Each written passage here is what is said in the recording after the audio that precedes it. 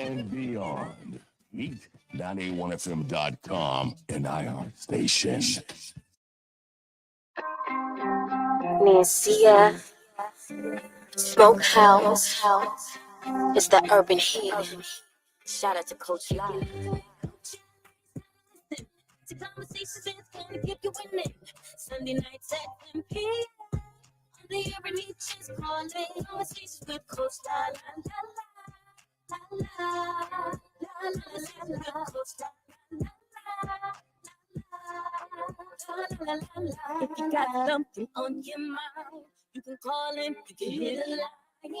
She the realest, ooh, she the realest. You can tap in now, oh, get the business to empower you so that you can do every and anything that you want to.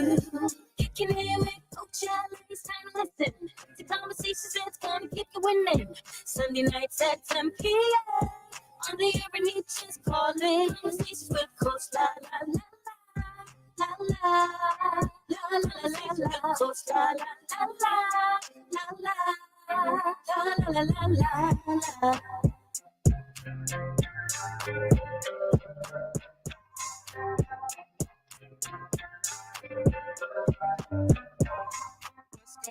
What's going on, beautiful people? Welcome to another episode of Conversations with Coach La La La. How y'all feeling? It's a beautiful day, beautiful day in Boston. And I'm excited because I'm always excited about every single show that I do. We are radio with a purpose. And tonight I have a gentleman that I had the pleasure of meeting by way of being in the community. So he's a community guy. And our paths crossed because we were part of the same foodie group, believe it or not. And then, as you know, when you're a part of something, you kind of crisscross applesauce and you don't see each other for a while, but it's always love. Well, yes, I said crisscross applesauce. So I am going to talk to him about his journey and his walk. You guys know that I do a segment called Men Need Self-Care Too. So I'm always interested in, especially talking to Black men, about how they take care of themselves, how they keep themselves motivated. And this particular gentleman does a workshop about setting realistic goals for your success. And, this morning he decided to drop all these extra accolades and nuggets of things that he's been up to. So I am going to just do a couple of things. I'm going to take a step back to the things that I saw that really brought a smile to my face. And then I'm going to drop some extra things he told me about himself that he gave me this morning. And I'm like, okay, wait a minute. You've been busy. This guy is busy. He's in the back talking. He need to be being quiet right now because his mic ain't even on, but he's just talking to me because he's a little chatterbox like me. So let me tell you. So this gentleman has been busy since 2007. And he has been working with Boston's community of color, providing unparalleled community services to the most vulnerable population. He is what you would consider a community organizer. He's worked with the Boston Workers Alliance. He's done Boston Jobs Coalition. And one of the things that stood out to me was his work that he's done around CORI reform. And he's been doing that since 2009, where he helped over 3,600 individuals over the last 5 years, and not just with workforce development, but for activism training, community leadership. He's developed high school and college internship programs. I mean, the man is just really, really a phenomenal community member. It's like, this is what you want in your community. But he also, he has been a part of the Enterprise, I think, Streetwise MBA Equity Contractors Training Program. He's a recent graduate and a grant awardee from the Browning, the Green Space Access Program. So he also cares about our community in terms of, making it look pretty and bringing clean air and just, all of that stuff that we really, really need to live in an environment that makes us smile. And on top of doing all of those things, he is a two-time graduate for Roxbury Innovation Studio. And he launched and created a program that I'm going to learn more about. He's been part of the Fairmont Innovation Lab for Business. I mean, what hasn't he done? And not to mention, he has a master's in community. Wait, he's an MPP. So that's a master's in public services, right? Public policy and public policy. So without further ado, what I want to do, let me make sure I got his mic on because you know the mic got to be on. I want to bring to Conversations with Coach La, Mr. Hakim Cunningham. What's up? Thank you. What's going on? How is your evening? Listen, my evening is great. Good. How Thank you you so feeling? much. I'm doing well. I kind of wanted to give you some more recent because some of the things that I've done it expanded over the past 15, almost 18 years. So some of the stuff that I have on my bio about 5 years out. So I wanted to make sure you had some more recent things that were up to date and current. So I thank you for taking the time out. Absolutely. You know what I love is most of us that are doing community work are not keeping track. Yeah. So I wasn't surprised that you had that reaction. So many people that come on this show either don't have a bio or just haven't sat still to really sit down and write out everything that they've been doing and what they've been up to. Which, brings me to my question. Yeah. What isn't in the bio? What's something that people would be surprised to know about Mr. Hakim? So in the past 18 years, I became a new father. I have a 7-year-old. Congratulations. Beautiful young Black princess by the name of Skylar Naomi.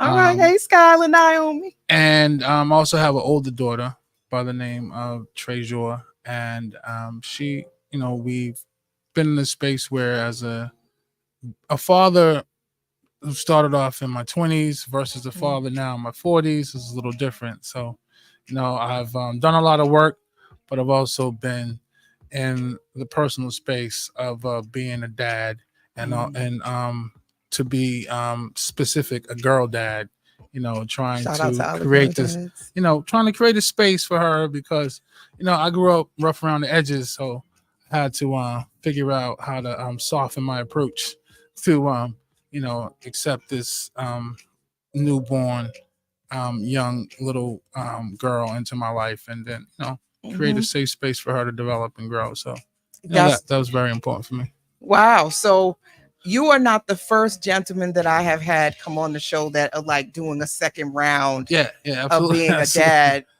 later in life. And I think even women too, for that matter. It's like, I know with my parents, there was 6 of us and they were different parents for all of us because they were growing and developing too. Yeah.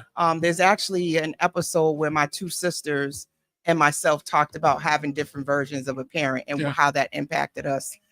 Still one of the top rated shows. Y'all should go check it out.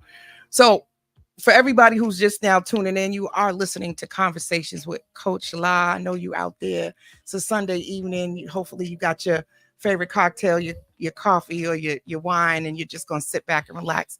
Because tonight we want to talk to you about goals, right? We want to talk to you about overcoming adversity, because I think some of the things that a lot of people who listen to my show feel like maybe we are just really different. And I've heard that a lot. Well, you know what? I'm not like you, or, I got a lot on my plate and things are just really hard. It sounds easier said than done. And what I find with everybody who's come on the show, we all have some level of adversity that we're either overcoming or actually actively managing while we're achieving all of these different goals. So I'm hoping to get a little bit into that because you've done a lot. Yeah, I've learned the importance of time management. I think that came to me over several years. One, working in the organization for 8 years, and I realized that to properly control your time and also manage programs, you have to have an agenda set way before you go into the office on Monday. Like a lot of times you go into the office on Monday and we don't really realize that things are going to come at you like a tsunami on Monday. When you unlock that door and you turn that light on and you say open for business, you better be ready for whatever's coming your way. And if you don't prepare one of the things I realized is that things can just overwhelm you.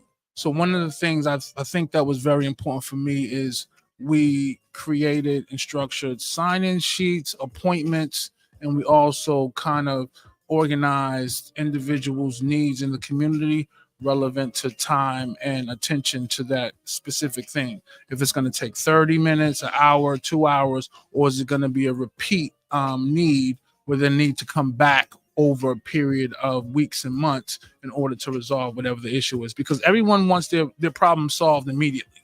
And that's one thing I realize as an organizer is like people have problems that they want resolved immediately when they meet you. These are my problems. Help me resolve them today. And if you don't organize your time and you don't appreciate the fact that, yes, this individual needs help, but you have to help them over a series of appointments and not just one appointment, it helps you really look at the situation from the standpoint of how I can give them the best services, but also what services do they really need that's immediate. You know, you're coming immediately from like organization, and I think that's really dope that you're talking about how to manage your clientele. And I think when you work in the community, especially in nonprofits, and you're helping vulnerable populations, the needs are great.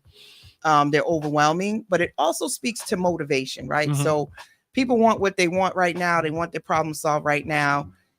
And how do you sort of set that expectation, both with yourself and a client, to be able to manage expectations? Because I think people get upset and get disappointed when, say, they come in and I want to lose 100 pounds in a week, right?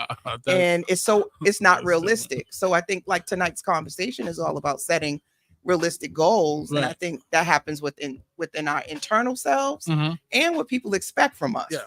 Well, one of the things that I've learned over the years, and this is just coming from my background and music production and just being in the arts itself, is critical listening.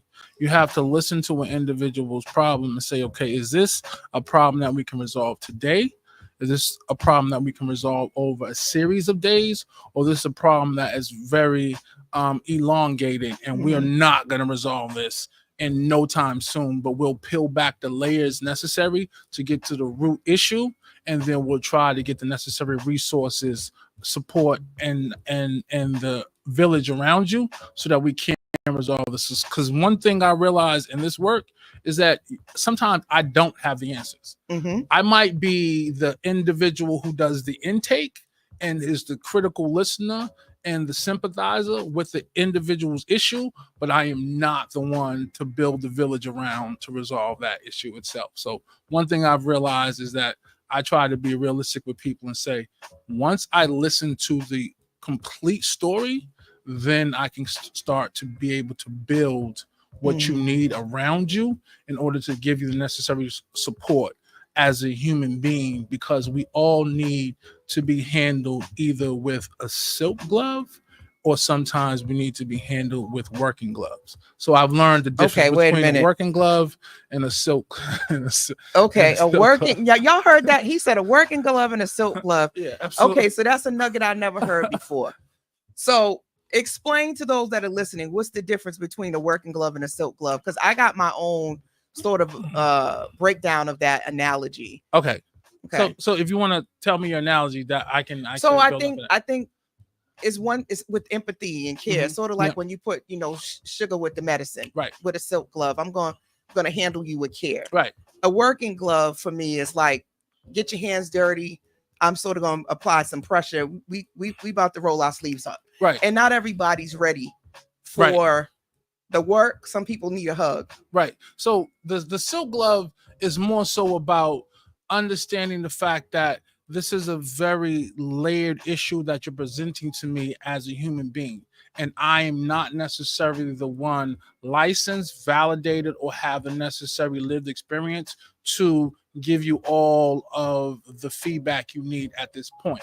The hard glove is, how much of this are you willing to deal with and partner with me to resolve? Are we going on this journey together, or do you want me to go on this journey solo and then come back to you with the answers? Because a lot of people I meet, they're like, oh, just this is my problem. Give me the answers in the future and I'll come back and everything should be good. And I'm like, no, that's not how this works. Like, these are things that you've had to hold in your life and had to unpack for maybe generations or even decades, where I'm like, bruh or sis, this is not an issue that you can come to me with without it being a partnership and us resolving. And, you know, again, you guys are listening to Conversations with Coach Lai. I have Hakim Cunningham in here. Now, he has a master's in public policy. So a lot of what he's speaking to, I think, is, again, layman's terms, real foundational of how do you mobilize people to solve their own problems? Well, I think the first thing I've learned in activating people's own internal forces to unpack and look at their issues deeply is getting to the point of what is primary, what is secondary, and what is something that is just emotional, right? Like sometimes as human beings, as Black folk, you know, we're dealing with poverty, we're dealing with stress, we're dealing with economic deprivation, we're dealing with a lot of different things. And we're like, okay, what's a primary issue that you're dealing with? And can we resolve that? And if we resolve that, are all these other issues also going to be put at ease because of this primary thing being addressed?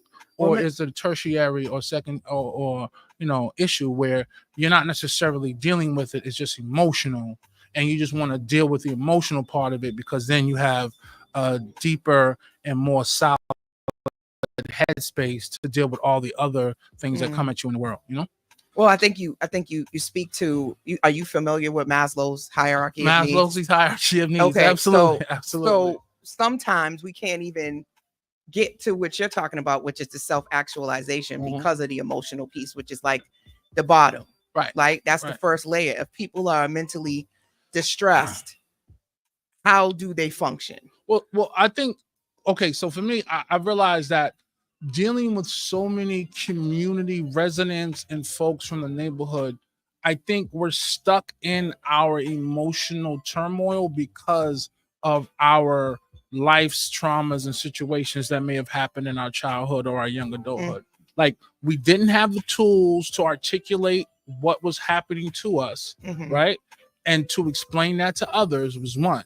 And then we didn't have the necessary emotional intelligence once we got to a certain age to be able to reflect on what happened to us and be able to say to ourselves, this happened to me, this was traumatizing, this hurt, but I did not have the vocabulary and I didn't have the mental and emotional circle to express myself correctly to those who may have imposed the trauma or may have seen the trauma happen to me, but didn't necessarily come to help me because of the fact they themselves weren't in a state of proper being in balance to be able to come to my aid or need. So I've learned over the time, like, we fault people for things where I'm like, bruh, why are you faulting this person? This person had their own shortcomings.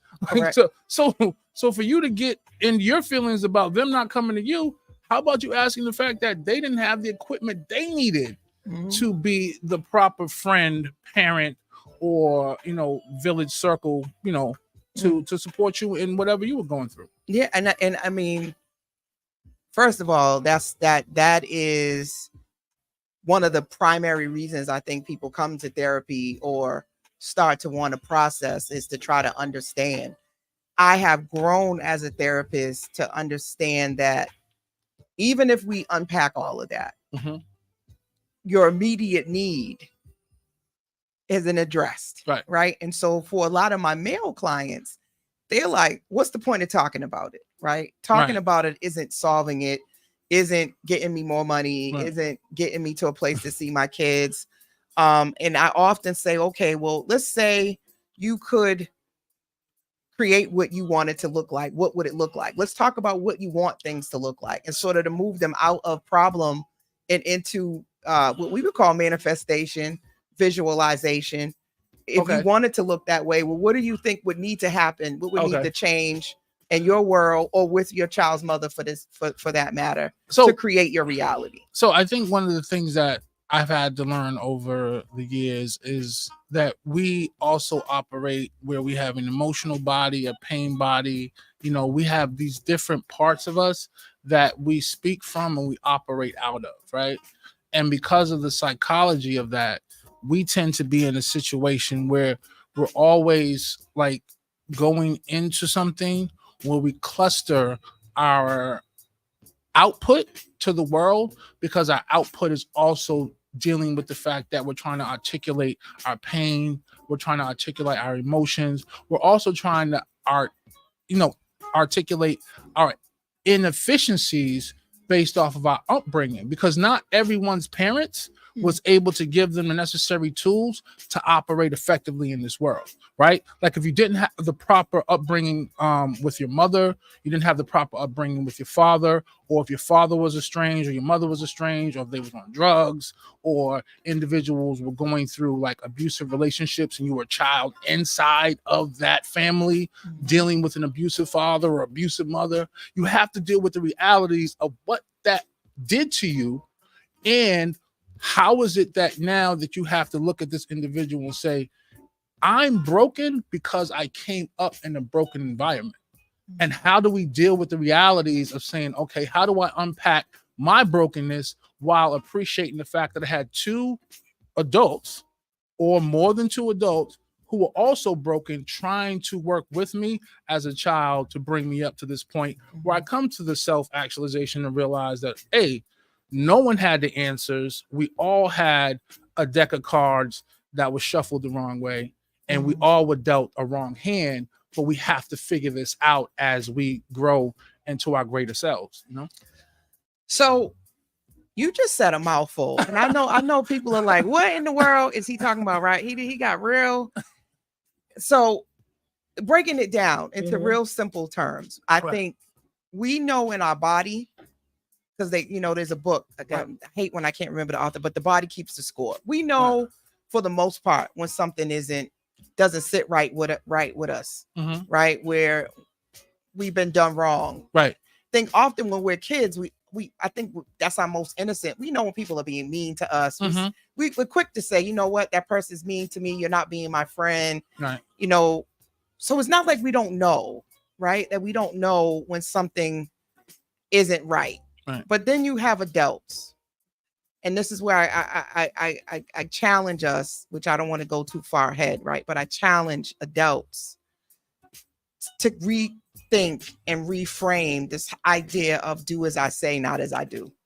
Well, okay, so because we're modeling it. But we also have to deal with the reality of modeling bad behavior and taking bad behavior as good behavior because we don't know anything else. But that's what I mean. So at what point, though, do you as an adult say to yourself, I know when I was growing up, I didn't like how this was done. Right. I know what I saw wasn't okay. Right. I'm now an adult, and I can make some choices for myself versus just saying, well, this is how I grew up, or this is just how I am, or this is how I was raised. And just kind of sitting in it and staying with unhealthy habits and behaviors. And I also say, if multiple people have brought it up to you, do you ever stop for a second and go, is there some truth to this? Well, maybe this is something that I might want to consider changing about my behavior. Well, let me say this, right? Like we all have a lived experience. Sometimes we have to deal with the reality of what I call an underdeveloped lived experience, because what we have to deal with is the reality of comparing our lives to television, comparing our lives to media, comparing our lives to magazines, comparing our lives to everything promoted to us as what we call a reality in a civil life, right? So sometimes in my situation, I'm like, man, damn, my life ain't nothing like the Brady Bunch, you know? We're aging ourselves. For those of you that have never watched the Brady Bunch. Like, my life ain't nothing like the Brady Bunch. My life ain't nothing like Happy Days. Like, I grew up, you Happy know. Days? And I'm in a situation where I'm like, okay, where's my Three's Company? You know what I'm saying? But the situation. So how about Bel Air? How about I don't know. the Cosby Show? I'm a little older than Bel Air and Cosby Show. So. Yeah. So for those that are listening, he's talking about some real old school shows right now. Very old school, like 1970s old school shows. I'm a 76 baby. So for everyone listening, you got to understand my perspective. My perspective comes from 76 up, right? Mm-hmm. So I started. Now I also have to tell the backstory between, me and the whole, 70s growing up. Was I actually was born here in Boston, but because of my mother and, us being 4 kids, I grew up with my grandmother in the South. So my opportunity to live here in the city was a little bit different because I spent like 4, almost 5 years of my life in the deep South. So, I grew up black and white television, deep Florida, red clay roads, kindergarten, K1, K2 in the South, good old grandma, good old great grandma. I grew up with the scrapple. I grew up with the, the butter biscuits and the pork and the garden on the side of the house, and she played the guitar on the front porch, good old black lady from the South. So, and then I came back to Boston in the early 80s. So for me, it was like 76 between like 78, 80, 89 to about like 90, to about like 81, 82. I spent some time in the South. So for me, it's a little bit different because I don't have a full experience of just being here in the hood. I've also spent some time in the South. And that would give you a very unique perspective in terms of what motivates, I guess, and inspires you having both a Southern and a Northern experience. Lived experience, yep. So Absolutely. When you think about you in terms of an individual and deciding what direction you want to go, what drove you to want to do community activism and to be an organizer and to get a master's in public policy? It was over years. I think for me, initially, it came out of the desire to want more than my current, standings, right, in life, right? I had to say to myself, I tried college right out. I didn't try college right out of high school. Truthfully, I went to vocational audio engineering school. So for me, I graduated high school and I went to Northeast Broadcasting School for audio engineering. So all of this that we're doing right now, I was around it since like 1994, 1995. And then I said, after the financial aid stopped kicking in, I was like, all right, I got to go back and make a living for myself. And I tried college again in 1999. I did like 1 semester at Bunker Hill Community College. And then I went out into the world. And after going back out into the world, I think I really like kind of buckled down around 2009 and said, I'm going to go and I'm going to achieve, what I need to achieve academically. And it's been like 11-year journey since 2009. And once I achieved my master's, I said, okay, I don't know how much education I need to be competitive in this world, but I think a master's is good enough to be competitive, especially, mix that with the lived experience, the life growing up, in the city. I was like, okay, I think I have this figured out now, so it took me a little bit of time, but I had to, I had to buckle, had to buckle my belt and, sit up and, be a grown ass man.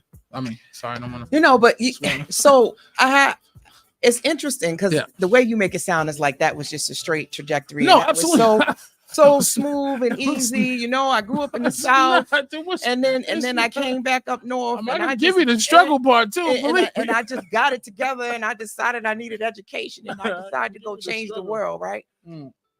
But we know it's not that straightforward. It's not that straightforward. It's not that straightforward. In that, we talked straightforward. offline that you've experienced your own adversity, and we Absolutely. talked about my question is, what does therapy mean to you? Because in that, Hakim Cunningham has had to go through some things and figure some things out. I had to. So what does therapy mean to you, and how did that play into this journey? I think and let me just say this from a standpoint of before therapy and after therapy, right? Before therapy, I had the attitude that all things as a black man had to be resolved by you alone, right?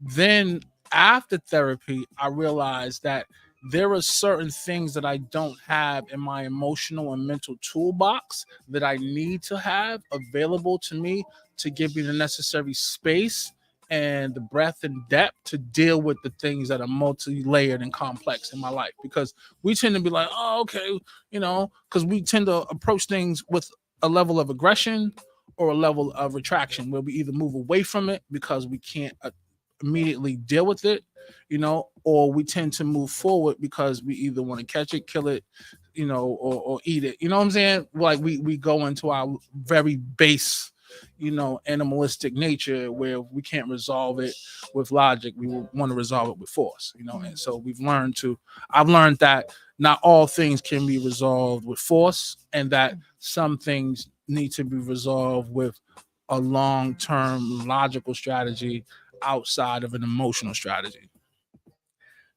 That is a really good point. And I think there was a book I read called Atomic Habits, right? And it talks about what we goal setting and breaking things down into smaller chunks. Yeah. And I don't think when we go into any workforce or any job for that matter, that we're not bringing our full selves. Right. There's this misconception that leave home at home, leave your problems at home and just come to work and work. And what I found doing psychotherapy with most of my clients are high achievers. That's not true, right? You bring your ambition, and your ambition often may be a product or a outcome of your adversity, right? So you're very driven because you've made a decision that you're running from something and you don't want to be what you've seen. So you're trying to get accolades, education, whatever you can so that you can have a better life for yourself. Right. Or you got a lot of resentment, right? Because you feel like, the world is on your neck and, right. So policies and everything have been against you and you're not where you want to be because of where you grew up and your parents and this, that, and all these things. So you got a chip on your shoulder, right? Because you feel like you never really got a break, right? Things are real hard for you. Right. So I think it's really challenging when we try to say that we're just out here and we're just developing professionally, separate of where we've come from. Right. So one of the things that public policy has helped me understand is that none of what the black male experience in America is just by his own volition and his own being, right? Correct. Like there have been decades of false, failed, and negative public policy that has been written to actually put the black male in a very cornered position. Talk about it. In this world, not just in society, but in this world as a whole, because you have individuals who are highly educated who have figured out that public policy is the actual structural way in order to keep individuals marginalized through legislation, right? Yes. Now, it can come off as a thing that is supposed to be positive and welcoming and forthcoming to all of the population, but it actually becomes a significant detriment to an individual racial group within that public policy. So you're like, oh, this is great policy. Yeah, it's great for everybody else, but the 1% it really affects, guess what? He's gonna have a hard time once this policy is implemented.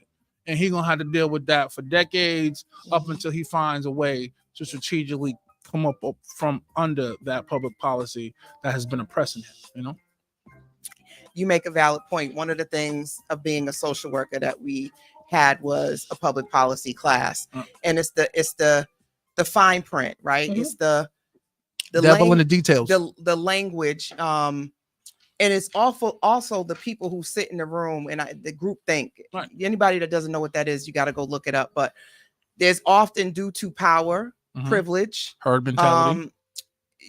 you don't say anything because you don't want to be ostracized. You don't want to be the one that rocks the boat. People pleasing behaviors show up a lot of times as groupthink. Absolutely. Wanting to fit in, and even the mentality, because I come from corporate America of they don't really want us here. You should be happy that you have this job. Just keep your head down and do your work. Right. So these things often you should be a happy nigga. You should be happy. Oh, you can't say that on the air. God forgive us. We apologize. Listen, you gotta watch your mouth. Watch your mouth on here, right? But listen, shout out to everybody on iHeartRadio. Please don't come for us. iHeartRadio, Instagram, Facebook. Shout out to Miss Wonder. Thank you for tuning in. Thank you to everybody on Instagram. I see y'all. So there's a lot of detail. So I go to knowing all of this, and we think about goal setting, and we talk about not being emotional. I'm really big on, I think all of it matters. It does. Right? It does. Understanding where the emotional stance is and why you're upset and why you're angry is important. And then the next step is, okay, what are we going to do about it? And I think the hardest part about being a therapist is I can't just fix things for people. You know, often I'm just a catalyst for listening. They have to actually take on the working gloves and go out and do the work because I can't do it for them. And it's hard because this stuff is real. It's like real. The policies, and there's no joke. It's true. The propaganda is true. There's a lot of things set against us. You know, we are starting, you know, oftentimes way behind the totem pole with people. But even with all of that being said, you have people like yourself and like me that push ahead, and we are very resilient. And that often leaves people to either one say that we're special, there's something about us that's different and it's not in them. And I say that, no, the adversity is here for me and you too. Right. But it's like, well, I don't want you to give up though and think that it's impossible. It's not. I think one of the things that we don't give respect and credence to is our ancestors. We come from a long line of resilient and very tenacious individuals who have been in this land for a very long time. Like we've resolved hundreds of problems, thousands of problems through slavery up until this day. So we have to be mindful of the fact that we are dealing with the blood of our grandmothers and grandfathers, our great grandmothers and grandfathers, and generations before them that have had the ability to like figure things out and come to some sort of understanding and resolve and push through all of the madness through slavery, through Jim Crow, through, you know, the black codes, through, you know, all of the civil rights era up until now. Like we have had a lot of people. There's a lot of strength in the people, and it's a quiet strength. It's like we don't broadcast it. We just be like, all right, you know what? This is against me. I feel the pressure. I'm gonna figure it out, you know? But I think you make a great point on why I say, you know, the truth is also in the details, but the truth is also in that you've already survived 100% of your worst days. Call on your ancestors. And you've already come up with so many solutions. So that's where your strength is. And even if you don't, sometimes people don't see how much they've already done that to realize that you solved some stuff already. All right. You might be tired. You might be getting weary. Take a little bit of rest. Self-care is really important. Right. But I think you mentioned something earlier about trying to do it all by yourself. Absolutely. And you mentioned that was a key piece to the shift. So when we think about setting realistic goals, I love this acronym called SMART goals. Right. A lot of people like, you know, that's cliche, it's corny, but I tell you, systems work. Right. Absolutely. Having a system to how you approach a problem is so important. Right. And I think being able to sort of say, what do I want this to look like? Right. What do I want it to look like? And then realistically, how do you? Because it was like SMART, right? Yeah. So let's break it down. Break it down. The S is for specific. It's very specific. Right. So what is it that you want? Right. And I think we got to get back to sometimes the childlike side of us to dream. Right. And think big. Right. Right. And really, really take a moment to go, what is it that I want? What do I want? Not what you think you can have, not Mhm. what someone told you could have, but what is it that I want? If I close my eyes and I woke up tomorrow Yeah. and my life was just the way I wanted it to be, what would it look like? Who would be in it? What would I be doing? And really like just sit in that for a minute. Mhm. Get specific about what it is you want. And then the next thing is the M, which is it measurable? Measurable. How Exactly. do you go about getting it done? Right. Like if you think about school, right? School, you know how many credits you need, Oof. right? Even if you don't know how long it's going to take you, you know you need know this what you many. need. You need this many You need credits this many to credits graduate, right? And they'll give you a blueprint of this many semesters, and then you'll be done, right? Absolutely. So is it measurable? How will you know you're on track? What are you going to do? Absolutely. Same thing with wanting to lose weight. You can't lose 100 pounds in a week, Absolutely. right? So you got to Especially go if it back. took you 7 years to gain. Right. You got to go back. You got to go do some research. Well, what's realistic? 1 to 2 pounds a week. Well, how long will that take me if I want to lose 100 pounds? So it has to be measurable, right? And then you have to be able to take action. That's what the A actionable, is. Right. So what are you going to do on a minute by minute, hour by hour, day by day, week by week, month by? How you going to get there? How you going to get there? How you going to get there? What's your journey? What's your journey? Now this gets you to the real big one. Is it realistic? Realistic. Because now you got all those pieces, but then you go, I want to lose 100. It's not realistic. Right. So you need to be realistic. And I think this speaks to what you said earlier about how long is this going to take? Right. Is this something I can get done today, a week, 2 months? Like how long is it going to take? Mhm. And the last thing is the T, Right. which is the time frame. Time bound. Yep. Time bound, time frame. Yep. Absolutely. I think when you do that with every single one of your goals, what you can do is you can break it down into smaller chunks. And that's what the book Atomic Habits talks about. Actionable items. Make it smaller and achievable. Right. Right. Absolutely. So if I want to lose 100 pounds, maybe all I do right now is I work out for 10 minutes every single day. Yeah. And that's my little drop in the bucket to get to my big goal. So when we talk about people coming in and wanting to work with us, I think that for therapy is probably the most hardest one, is because that's where the emotions come in at. I want to go back to the first S for you. Yes. Because you said specific, right? Mm-hmm. And specific is very important because specific brings one other thing that is the cousin of specific is clarity, right? Oh, yes. Like clarity is key for us because we are so mystified and distracted from by so many things. We don't realize that when we get specific, when our needs and we get clarity on what we want, everything else falls to the wayside. And it's so important because we have to deal with the reality of what do you need right now at this age, at this point in your life. That part. And it speaks to, the bet on self, right? The bet on self moment, because absolutely. That to believe, right? To be empowered and to take action, right? Like you to make that bet, you got to know all of these components, but at some point you got to stop thinking about what happened in the past, what your parents didn't do, what skills they didn't have. And you have to say, well, what do I need to learn? Who do I need to get connected with? What environment do I need to put myself in so that I can achieve what it is I'm trying to achieve? And I think that is where the emotional piece comes in at, because survivor's remorse can kick in, where it's like, well, dag, I'm leaving people behind, or,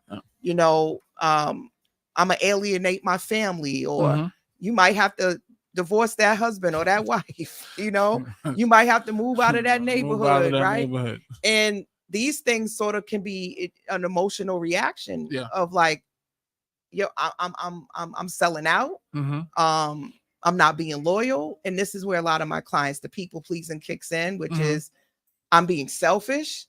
Because I'm not putting people first, and I'm trying to put my own needs first. But I think one thing that you stated that is important for us to unpack and get clarity on is we have to be mindful of the fact that we have to figure out, where are we operating from? Are we operating from our pain body or our logical mind, right? Ooh. A lot of times, I think a lot of individuals that I run into are operating from a point of speaking from their pain body and speaking from their positions of trauma, where they're not really comfortable with the fact that they've experienced this trauma, but they have to deal with the reality of how do I articulate this and also deal with it while trying to move through this world. And I say to myself, when I listen to certain individuals, I'm like, okay, is he speaking to me from his logical mind, or she's speaking to me from a logical mind, or she's speaking to me from her pain body, or he's speaking to me from his pain body, because he's still dealing with the pain,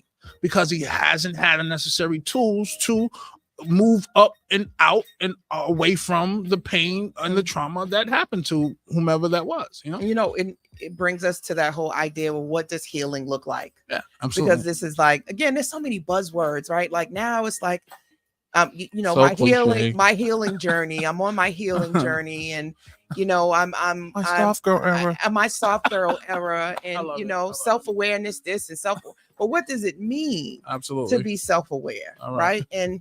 And if you have that self-awareness, you start to really it gets harder and harder to do things that don't sit right with your spirit and that are coming from your trauma and your pain. You start to really know when you're operating from that place. And you have to deal with the causality and causation too. Right. It doesn't feel good anymore. Right. Because now wait a minute, I'm coming into this space and I'm yelling and I'm screaming because I feel like somebody disrespected me. They disrespected me because they didn't validate me, or they didn't speak to me this Recognize morning. Me. And I didn't get the accolade I wanted, but I can't articulate to the person that the reason why I'm upset is when I do X, Y, and Z, this is what I expect. Yeah, absolutely. Because that's too vulnerable to do that.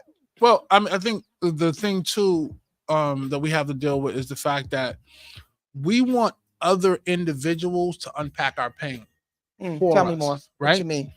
And what happens is we know that we're in a state of pain or trauma, and we give off little bit of emotional, verbal, and social cues to other individuals to give them signals of what we're going through.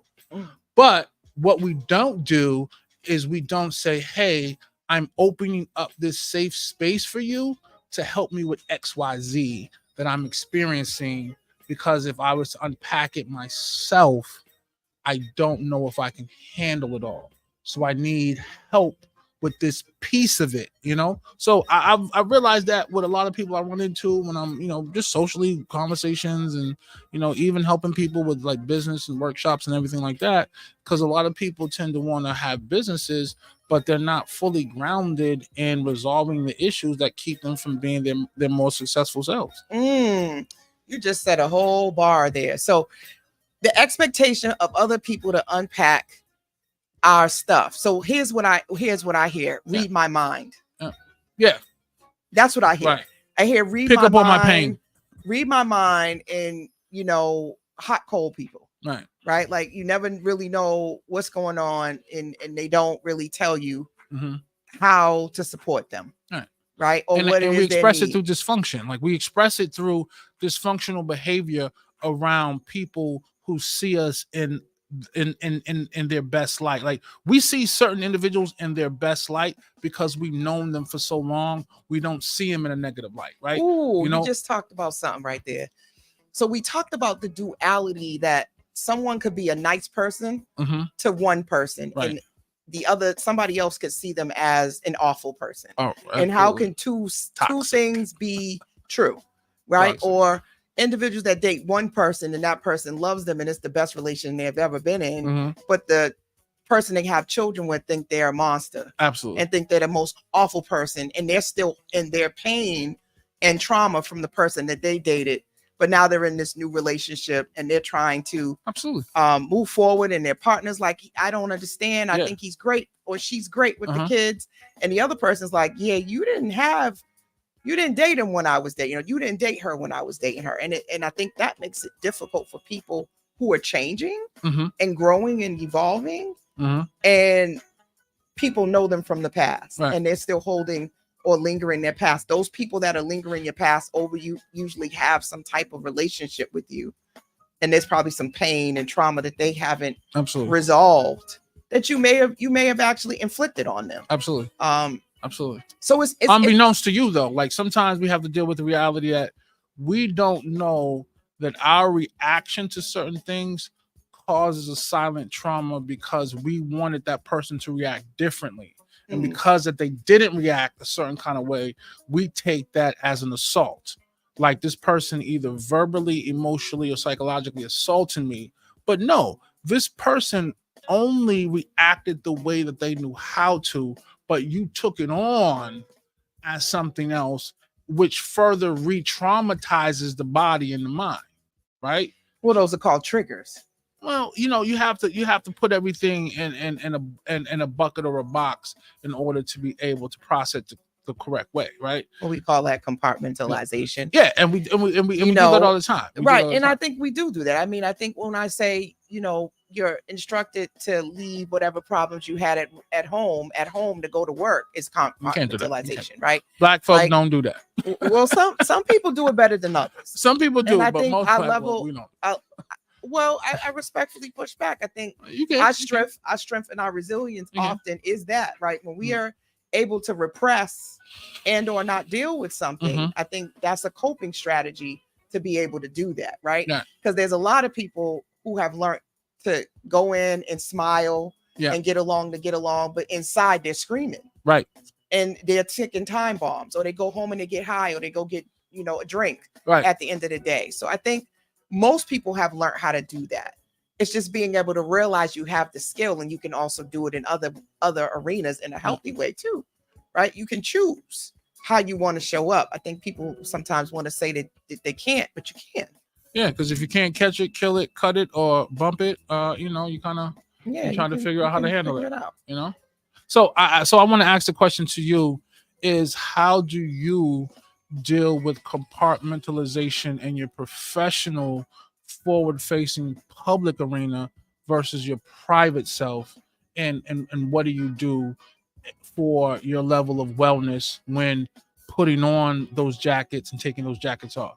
I think it's a great question. I think for me, it's being able to take a minute and being okay with saying, hey, can we put a pin in it for a second? Right. Can we pause this? I need a moment to process and not feeling the pressure that I always have to have the answers in every situation. Yeah. I think leaning on the act of listening and getting out of and recovering from being a people pleaser, which means that I'm okay if we have some discomfort. Right. I'm okay if there's some tension. I'm okay if I'm not liked.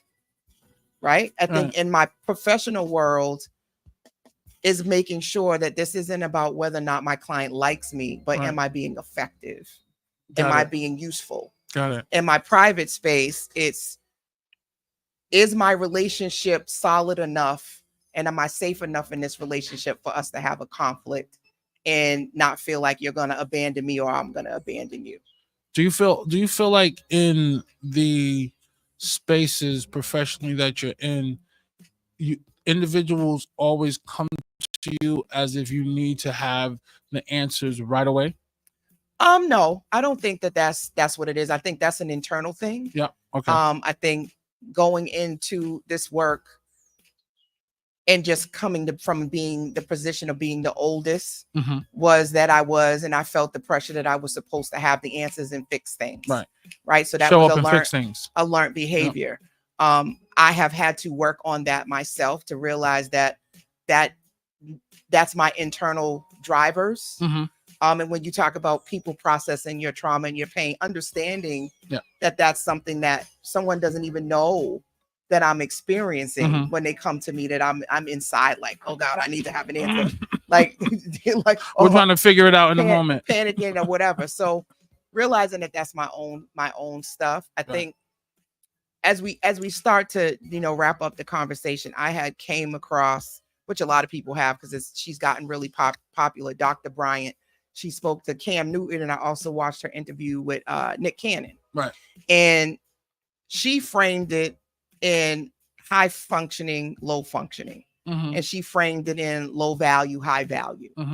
And what I thought about as a psychotherapist is emotional intelligence and self-awareness, which she gave it a new spin, but in actuality is understanding that we all have levels to grow emotionally. Right. Right. And when you already have a deficit because either your parents didn't know, you weren't taught it, you came from a dysfunctional home, or your parents were, addicted to drugs or whatever it may be, there's going to be gaps and there's going to be holes in your emotional bandwidth in terms of your coping strategies. And we can have things like repression, projection, deflection, all of these types of things. And you guys can go look up these different strategies and how people process conflict and deal with trauma and deal with just being in a place of discomfort. And I think once you learn what your go-to is, you can start to then say, is this healthy for me? Is this a healthy approach for me to handle it this way? And what is a level that I can increase my functioning? Right. And that may be, like I just said, taking a moment to pause, not immediately jumping in to fix people's problems, not calling people and just immediately starting to spill all your stuff on them before you even ask them how they're doing, and asking them, do they have the space to listen or to solve your problem? My biggest one is expectations of people. You expect things from people that you can't even deliver yourself. Right.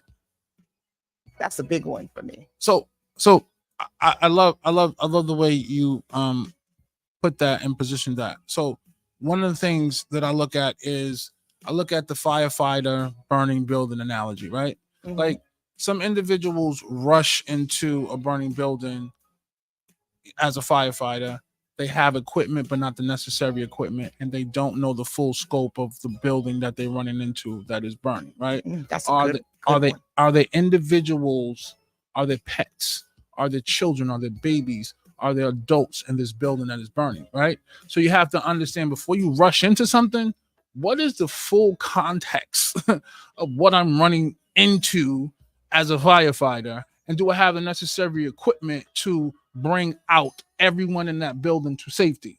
And if I don't have that, right, I have to be careful of running and burning buildings that is none of my business, right? I'm like, that's not my business. Listen, everybody ain't your assignment. No. And this is the other thing. There's always, with every change, with growth, right? You gain something and you lose something. Absolutely. People don't realize that when you elevate, right, and you go up, even with airplanes, right? That maybe I'm not using this analogy right, but you lose something. Absolutely. You can't grow without losing something. So I'm gonna put this on you real quick, and this is just for the audience and just for you, right? He trying to put stuff on. I'm gonna put it on you, right? This is conversations with Coach Love. I'm gonna put it on you. Conversations with Hakim. I'm gonna put this. Okay? No, it's not. It's definitely trying to put me on my own virtual couch. I see him flipping me on my own couch. Putting you on your couch. All right, go ahead, because we got 3 minutes left. We got 3 minutes left. Okay, you're rushing into a burning building as a firefighter. Yes. Do you save the cat, the baby, or the pregnant lady? The cat, the baby, or the burning lady? Or the pregnant lady. Okay, you didn't tell me what kind of equipment I had, though. No, I'm not giving you any of that. I'm just saying, as a firefighter. I don't know. I'm not a firefighter. Okay. So do I use my logically clinical skills? like how would you my clinical skills would be to save the child first. Okay. Right? Because that's the most vulnerable person in this moment would be the child. Okay. So I would go with the kid. Okay. What would you do? No, I just wanted to hear your response to that. I would go with the child first. Dope. Right? I'm sorry, all y'all pet lovers out there. I ain't worried about say the cat. I ain't worried about the cat. Saving the cat. I'm not saving the cat. I'm going with the little person. I'm gonna get the little person to safety first, and then I'm gonna go save the pregnant lady. I'm gonna go save the pregnant lady. Yeah. Okay. I don't know if that's right. If Peter gets on you, I have nothing to do with this, Peter. I'm just asking a question to the host. I swear to God, I'm just asking a question. Oh, listen. I love it. Listen. I see the thing. What I love, on one clock I got 2 minutes. On the other, on my clock I got 4 minutes. Okay. What's your clock say? My clock says how much time you got to 11? My clock says that I got 3 minutes. You got about 3 minutes. I got 3 minutes. Okay. I got 3 minutes on my iPhone. So You know what I love? What I love most is challenging perspectives. Uh-huh. When we think about goal setting, Yep. as we wrap this up, right? It's to be able to really think about what is it that you're trying to, what's your end game? Mm-hmm. Because once you understand the end game, you can always backfill. I think when people don't realize what their destination is or where they're headed, that's where they get the most confused. Right. I think for me, and a lot of Black men in America, I think it's family and legacy. Like, we want to have a strong, solid nuclear family that we can instill the necessary information and morals, values, principles, and ethical behaviors to create legacy, right? And then we want that to then sprout and blossom into this greater thing as it passes on through generations, because we're not here forever. Like, we tend to have this like energy where we're always going to be here. And I'm at a standpoint where I'm like, okay, I've seen a lot of people die in my life, right? Yeah. And I know that family and legacy is an extension, where it's like my great grandmama passed on things to my grandmama passed on things to my mama passed on some things to me. I'm gonna pass some things on to my kids, and they're gonna pass some things on to their kids, right? I just have to be mindful of what am I unpacking and instilling in them so they can pass on. Do I instill and do I unpack trauma? Do I unpack indecisiveness? Do I unpack like all of dysfunction, or do I give them the necessary things that they need to be successful? I think you just like really gave a different perspective. In we always well, not always, often we're talking about property and financial legacy. Right. But I think we really do need to expand that to what is the emotional legacy. Absolutely. What is the things wash away strategies that we are helping to create. Absolutely. And dismantling generational trauma and dysfunction. Right. I think is just as important. I think for us to have a better families, absolutely, we have to think about what we're modeling and what we're teaching in terms of goal setting, in terms of resilience, the bandwidth to deal with the trauma, because I don't think we can avoid trauma. No. Just simply someone dying close to you is traumatic. Absolutely. Losing a job can be traumatic. Going through a breakup can be traumatic. So I think we have to learn how to deal with traumatic experiences. Oh, absolutely. Wait a minute. Hold on. Look at what expect the unexpected. That was bad. Orthodox Radio from Boston and beyond. Absolutely. 981fm.com and iHeart Station. So that is the sign. I cannot believe it. That 3 minutes went by real fast. So Hakim, that means this conversation is over. Absolutely. So can you say good night? Good night to all of you beautiful, wonderfully gifted individuals who are listening. Absolutely. You guys know, as you always do, keep betting on self. Until next week for another dope conversation. Have a good night, and thank y'all for tuning in. See you later. Good night, everyone. And that's a wrap. It's a wrap.